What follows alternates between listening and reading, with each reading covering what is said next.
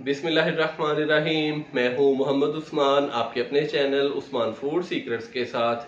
आज हम तैयार करेंगे बहुत ही मज़ेदार बीफ का सालन। ईद उल अज़हा पर वैसे तो बीफ का सालन हर घर में बनाया जाता है, लेकिन अगर आप मेरी इस रेसिपी को फॉलो करके ईद उल अज़हा पर बीफ का सालन तैयार करेंगे तो माशाल्लाह से आप उंगलियां चाटते रह जाएंगे। तो बिला ताखीर चलते हैं अपनी प्यारी सी रेसिपी की तरफ।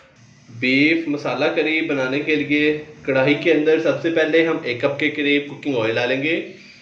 बिस्मिल्लाहिर्रहमानिर्रहीम। 1 किलो मैंने बीफ लिया है हड्डी वाला, उसी हिसाब से ही हम इसके अंदर मसाले इस्तेमाल करेंगे। ऑयल डालने के बाद अभी हम साबुत खड़े मसालों को डाल के हल्का सा फ्राई कर लेंगे, जस्ट 30 सेकंड के लिए। तो हाफ टी स्पून साबुत ज़ीरा डालेंगे,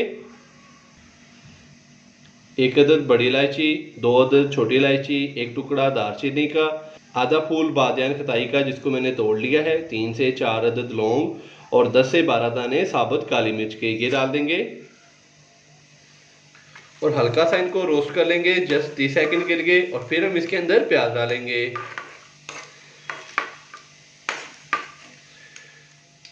अभी हम इसके अंदर प्याज डालेंगे। तो यहाँ पे 2 अदद मैंने प्याज लिए हैं नॉर्मल साइज के, जिसको बारीक कट कर लिया है।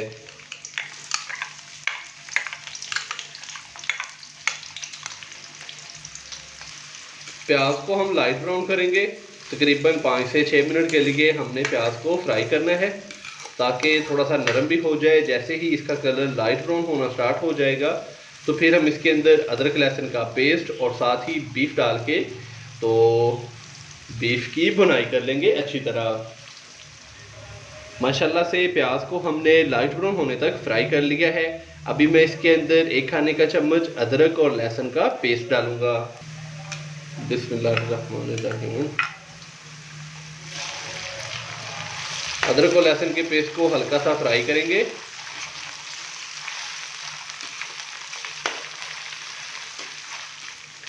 अदरक और लहसुन के पेस्ट को हमने हल्का सा फ्राई कर लिया है। अभी मैं इसके अंदर 1 kg बीफ डालूंगा। बिस्मिल्लाहिर्रहमानिर्रहीम। बीफ डालने के बाद अच्छे से हम इसको मिक्स करेंगे और इसकी भुनाई कर लेंगे 8 से 10 मिनट के लिए।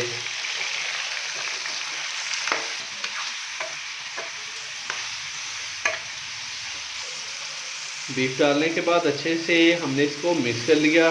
तो अभी मैं इसको तकरीबन 8 से 10 मिनट तक अच्छी तरह से अदरक लहसुन के पेस्ट और साबुत खड़े मसालों के साथ भून लूँगा। तो अभी मैं इसकी अच्छे से भुनाई कर लूँ तो फिर आपसे मिलता हूँ। बीफ डालने के बाद हमने तकरीबन 8 से 10 मिनट बीफ को अच्छी तरह से भून लिया। तो अभी मैं इसके अंदर बाकी स्पाइसेस डालूँगा। 1 टीस्पून सब्ज़ मिर्च का पेस्ट डालेंगे,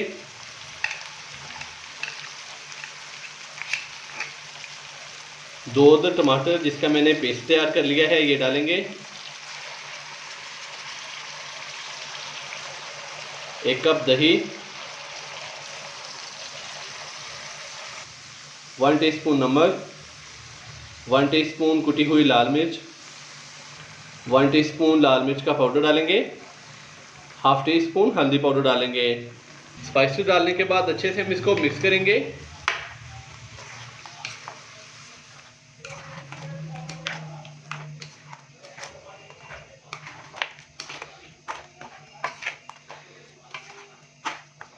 स्पाइसेस डालने के बाद अच्छे से हमने इसको मिक्स कर दिया है। अभी मैं इसको हाई फ्लेम पे तकरीबन मज़ीद 7 से 8 मिनट अच्छी तरह से भून लूँगा ताकि दही का पानी और टमाटर के जो पेस्ट का पानी है वो अच्छी तरह से खुश्क हो जाए। स्पाइसेस डालने के बाद दही और टमाटर का पेस्ट डालने के बाद हमने इसको माशाल्लाह से अच्छे से भून लिया। तो माशाल्लाह से बीफ की बहुत ही अच्छे से भुनाई हो चुकी है। ये देखें, बड़ी ही प्यारी खुशबू आ रही है और बीफ मसाला ने भुनाई के बाद ये देखें ऑयल भी छोड़ दिया है। तो अभी मैं इसके अंदर खुश्क धनिया पाउडर और ज़ीरा पाउडर डालूंगा। हाफ टी स्पून खुश्क धनिया पाउडर और हाफ टी स्पून ज़ीरा पाउडर डालेंगे। धनिया पाउडर और ज़ीरा पाउडर डालने के बाद थोड़ा इसको मिक्स करेंगे। तो अभी हम इसके अंदर 2 कप पानी डाल के इसको ऊपर से कवर करके 40 से 50 मिनट तक पकने के लिए छोड़ देंगे मीडियम से लो फ्लेम पे। बिस्मिल्लाहिर्रहमानिर्रहीम। पानी डालने के बाद अच्छे से इसको मिक्स करेंगे।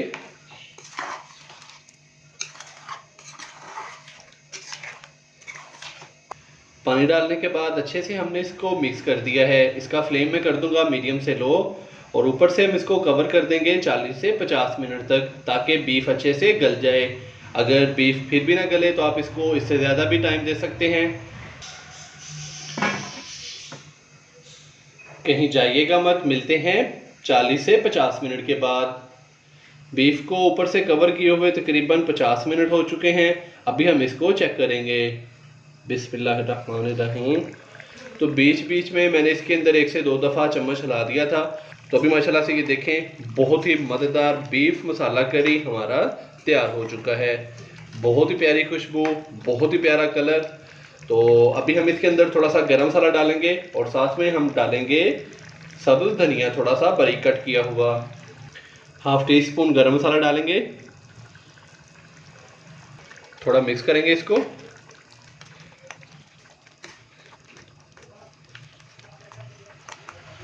गरम मसाला डालने के बाद अच्छे से हमने इसको मिक्स कर दिया। अभी मैं इसके अंदर सब्ज़ धनिया डालूंगा।